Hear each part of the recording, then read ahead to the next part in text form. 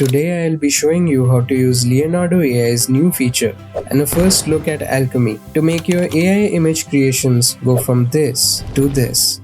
Let's get right into it and over to Leonardo AI. Launch app and sign up if you haven't already. Then select Yes, I'm whitelisted. On the left, scroll down and go on to click AI image generation. Today we'll be testing it out on the Dreamshaper V6 model, so go on to choose it. First we'll generate an image without turning Alchemy on. Just type in your prompt over here. I'm gonna add my negative prompts so I get no undesirable results. The prompt is in the description. And generate.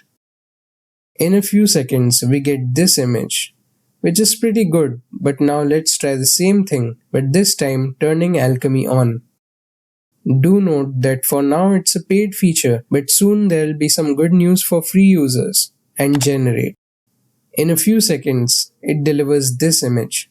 And at a glance, we can tell the difference with and without using Alchemy from the lighting, detailing, and the overall quality. This feature expends 8 tokens currently, but it will soon be decreased. We have a lot of customizability using these sliders here. One of the features is contrast boost, which basically adds contrast to generations. So let's go ahead and reduce it to 0.75 and generate again, giving us an overall brighter image than the previous darker one. We can see that even after specifying in the prompt that we want smoke around the flask, it converted it to a liquid. So in order for the generations to stick more towards our prompt, I'll turn on expanded domain and generate again, which might risk on the aesthetics of the image, but we can see it is more adherent to the prompts.